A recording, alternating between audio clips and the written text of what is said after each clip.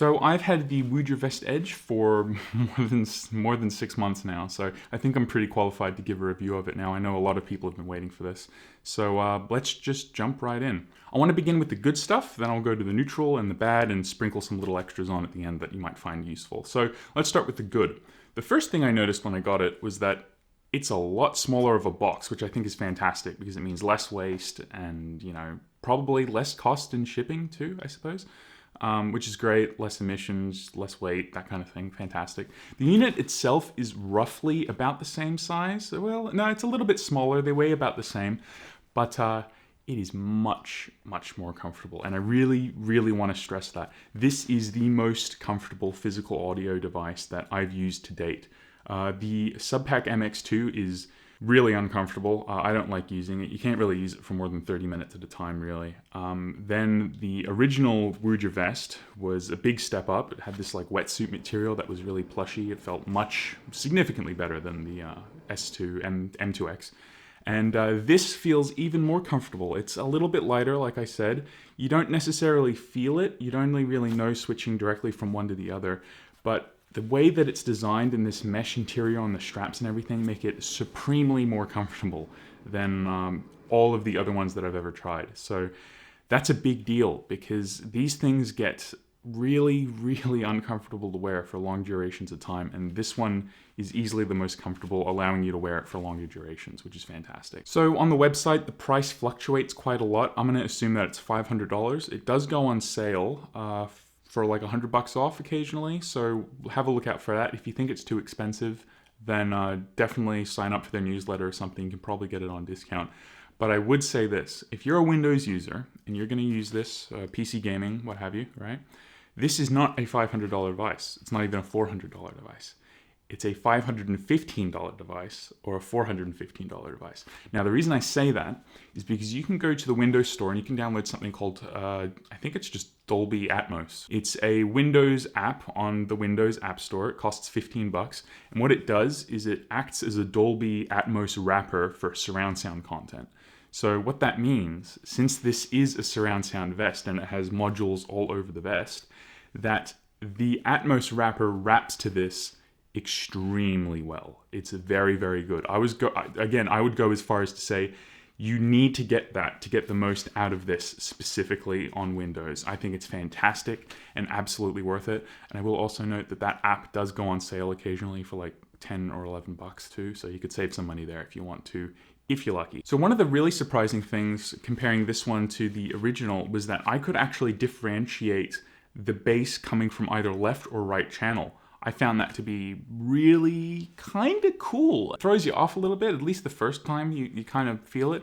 I don't have a really good song example for that because bass in songs is usually mono, matched up between left and right. I more notice it in video games, and it's weird because sometimes you'll kind of feel yourself leaning one way or the other because it's stronger on one side than the other. And it's pretty fun, and this is the first physical audio device I've noticed that actually does that, which is cool. Now, I did play a lot of ESO in this, Elder Scrolls Online, and that's a fantasy game, and it doesn't have a lot of bass, but I noticed that while I was playing that it does still pick up on it. You don't want to overdo it with this vest, and that's a really important point. This is at its best, well, really all physical audio devices are at their best when they're kind of subtle. Not like barely noticeable or anything, but not as high as you would think. Mainly because it does get tiresome over time, especially if it's really strong and it's shaking you.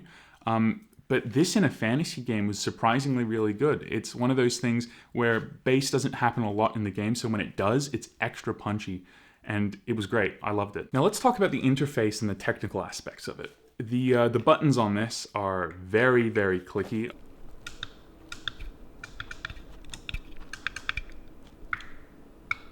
I like them a lot. They're very tactile. They make a kind of hollow sound, but that's okay because it makes up for it because it's kind of like a hard press. Kind of like a mechanical keyboard in a way, but with more resistance. So I find those controls to be really, really good. And the latency of it is pretty fantastic. It syncs up really well. So the thing is, you have to listen to the audio through the vest, through the input or output on this module. What that does is it basically guarantees that the bass of the unit is synced up to the headphones because the sound is coming from the module which is, given from the source, right? So the base, the vest gets the signal before the headphones do, which means it basically is guaranteed to sync up because, those little 3.5 mil audio connections are super quick. I did notice as well that those of you who get that kind of goosebump feeling when you're listening to music, you know what I mean? Apparently, some people don't ever feel that. I know Elena doesn't, which I find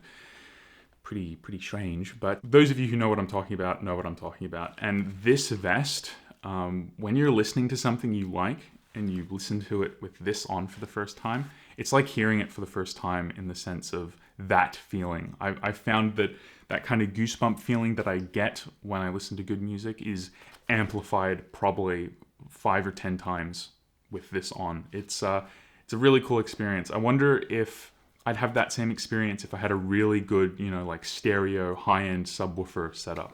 I don't know. I've never tried like a high-end audio thing like that, but it's an interesting thing to note that I think some of you would care about. Also with the physical connections, we've got a plethora of options this time.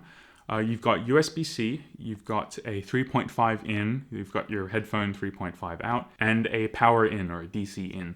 I would never use the DC in, mainly because USB-C can charge it, so why would you not just use USB-C, right? Most of us have USB-C devices, and it's not really necessary, right, to use the extra charger. It might charge a little bit quicker, I didn't measure that, but it's got such long battery life anyway that it's really not even an issue. Another difference between this one and the original is that this one speaks to you.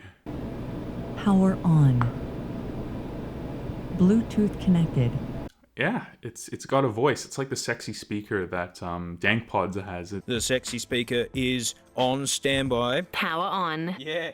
Bluetooth mode. Yeah, baby. Auxiliary mode. Oh, yeah, now we're talking. I find that really helpful. It's a good feature, actually. I was surprised. To my big surprise, I wasn't expecting this because I'd never even thought about doing it. I recently got the new Apple TV 4K version 2, Gen 2, whatever, and I connected this to the Apple TV, and it worked. It was good.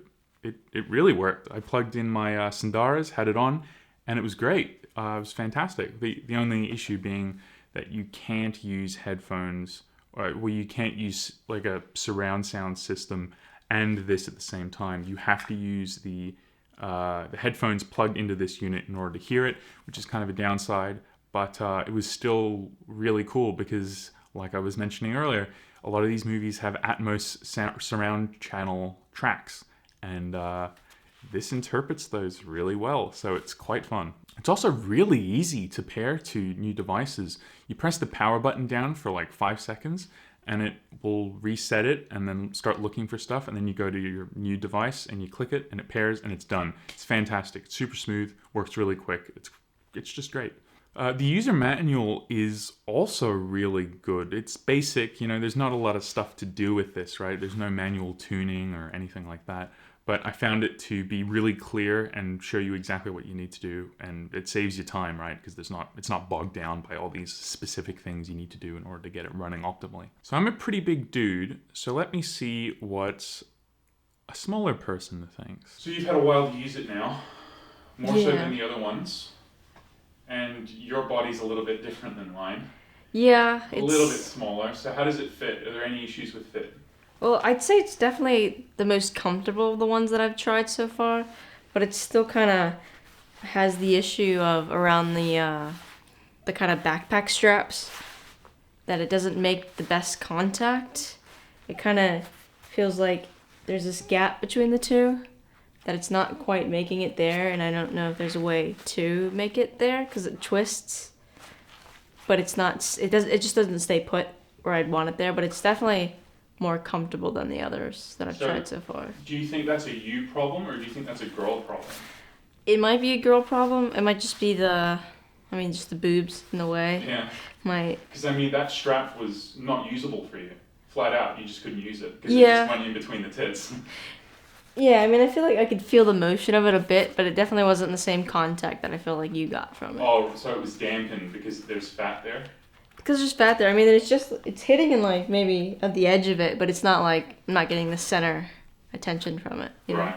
So does that mean you couldn't tell surround content? I feel like I did feel surround content when I had it. It was also, there was a lot more range to it that I feel like the previous ones had. It was very subtle in some areas and very big in others that I didn't feel like I could feel on the other ones. So you also said it was hot, it got warm.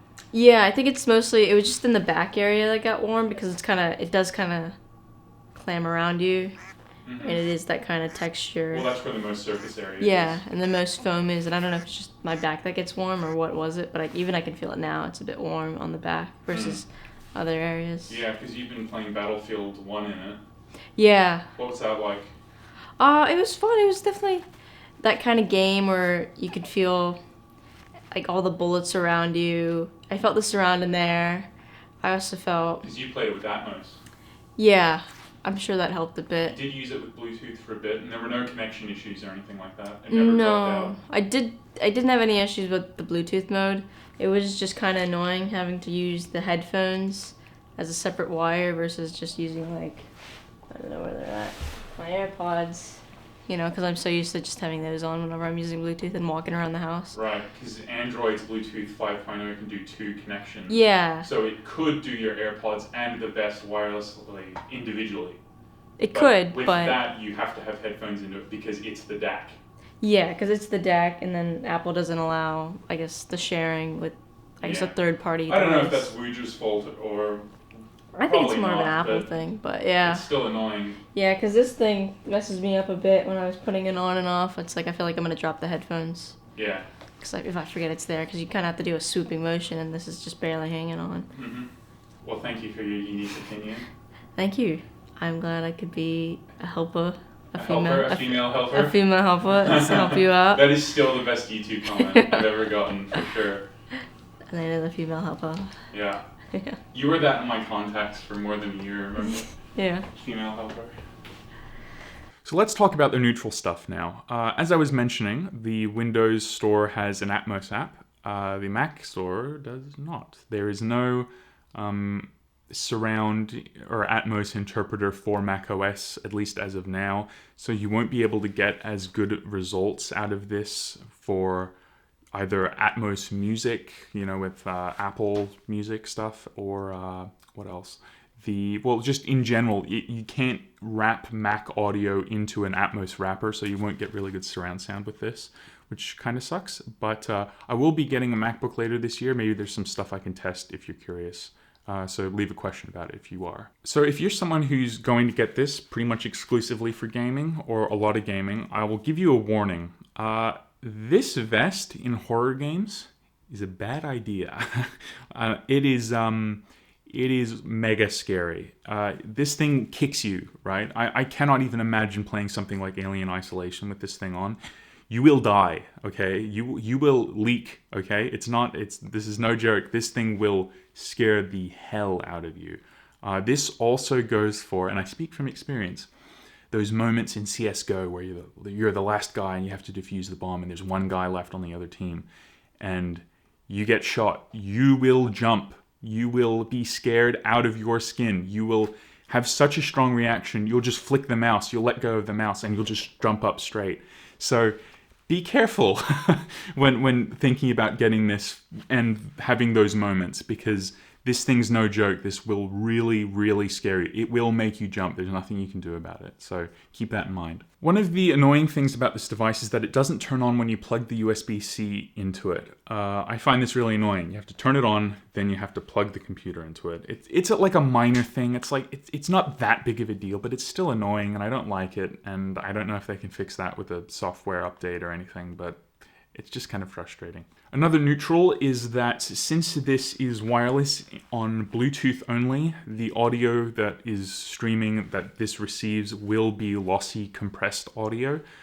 The reason I mention this is because the next sub pack that's coming out is going to have a solution for this. They're going to stream lossy, uncompressed music to their devices using a DAC, which I think is kind of neat. That is a feature that this doesn't have and probably won't have. That will be one of the defining characteristic differences between those two devices. So I've pre-ordered one of those, by the way, so you should subscribe if you want to see a review on that. I pre-ordered it a year ago at this point, but that's a whole other thing. Let's just move on. Another neutral thing is that this does not come with or have an option to mount the PC bracket to the back. The original Woojer vest had a metal bracket for the back of the unit that let you mount a PC to it, so you can run a VR headset on and have it all contained, which I think it's a neat idea, right? But it obviously cost money to develop, and not enough people were doing it, so they just removed it as a feature. For some of you, this might be deal-breaking. For those 3 of you watching, probably. That's why I put it in the neutral. Some people would probably really care, but most probably wouldn't, so that's why it's there. So let's move on to the negative. Now, for whatever reason, the software updater that they provided flat out doesn't work for me. I cannot update this unit. On the website, it says that there's an update out because this one's running an older firmware. I do remember updating it at some point. I don't remember when, but I can't update this thing anymore, and I don't know why. I don't know what fixes there are. It works fine. There's no bugs with it right now, but I find that annoying, and I guess I'll leave an update and a comment if I ever get this fixed. Oh, and the USB-C cable that's included with this thing is a joke. It is horrible. It is probably it is the worst USB-C cable I've ever gotten in anything, ever. It's bad. I'd get rid of it, buy a nice premium braided one, and use that for the PC. I guess it's only there for charging or something, but it's bad. It is bad. Also, when this unit is plugged into a computer and you're using the USB-C to, send audio, it doesn't charge, which is a huge, huge missed opportunity. How cool would it be if this thing would just be infinite when it's plugged into a PC? You get power, this thing lasts forever, and you get the high-res audio stuff from it, which is fantastic. That would have been really neat, but that's just a feature that's missing, and I hope that that's something they can change in a future model. And again, as I mentioned earlier, you can only use the audio output on the device itself for audio. You can't use speakers, you can't use a external DAC to use with your headphones and use this at the same time. It has to come out of here. And at least the good news on that side is that the DAC in this is very, very good. It's pretty clean. It's much better than the original. It's better than the M2X, I think. It's good. So you won't run into that many issues just running the audio off of this. So now on to some things that I've learned that I'll share with you. So the first is if you have a pair of headphones that takes one input on the left or on the right, what you can do is grab a small coiled cable like this one that I have. I'll link it. That is really cool because it's really short, it's coiled, so you just run it from the audio out into the headphones and it's got this really small trail and it's lighter and it won't get caught on anything. It's pretty good. I used to do that with my Fidelio X2s that I used to have, but I can't do that anymore now because I've got Sundaras. So if you have headphones like that, that could be a cool upgrade for you to get. Also, with extensive testing of this, I found that, again, lower sensitivity is better. The medium to high stuff will fatigue you quicker, and I just find that it's more comfortable at a lower setting and it's more impactful. Now, that might sound like it doesn't make any sense, but it's really only something I can explain with you wearing it, showing you examples of what I mean. So if you do have one of these or you do get one, try it on like a lower setting and see what you think of it, because I find it to be a better experience. Also, I found out that people don't just use this for music and for movies and video games and stuff. I've seen some people use these kinds of devices who are hearing impaired, who have issues with audio or anything like that, either deaf people or impaired so that their hearing is slightly damaged or something, which I found pretty interesting because that's not one of the things that is advertised on Woojer's website. There's no example of that on their website, though I think Subpack did used to have something like that on their website. Just thought it was interesting. So conclusion time, is this thing worth $500? Well, again, $515 if you're a Windows user. Well, knowing that it goes on sale often, it's hard for me to recommend it at that price, but at $400, I think it's okay, with one caveat, and I think I'm onto something here. If you have headphones that cost less than $300, get better headphones instead. I think you would get more out of audio experience with better headphones than this. This is something you get when you have good headphones. This will just make that just a little bit better. this won't help with your mids and your highs on bad headphones. So I suggest you go do some research on really good headphones and get those instead and get this down the line. But then again, that's just what I think. So closing out now, I want to give you guys something, and that is a new physical audio device playlist. This time it's Apple Music. I haven't used Spotify in like 2 years. It's got a whole bunch of stuff in it, a lot of new stuff. Some of it's old from the older playlists too. So look for that in the description if you have an M2X or one of these or the older Vest or anything that's like physical audio. Give that a shot. There's a lot of variety in it. I think you'd probably get a lot out of it. So yeah, that's going to be it from me. I've got a lot of reviews left to do, believe me. And I'm also going to be doing some album stuff, which some of you might find interesting who are interested in audio, right? But for now, I'll give you a teaser. Yeah, I know, they look kind of goofy, but they're also kind of cool, but also really bad at the same time. So you're going to have to wait. So yeah, I hope this was helpful and good. Subscribe if you want to see me do the next sub pack. That will be really interesting to see what happens with that since it's been delayed so many times.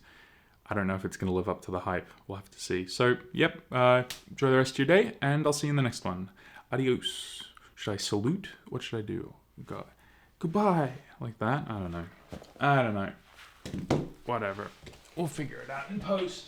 We'll do it in post.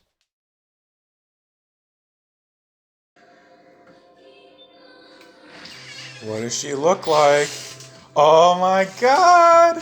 It's so short! I think it's as short as you would have liked it. No? Is it the shortest it's been? I don't think so. It's not that nice chin.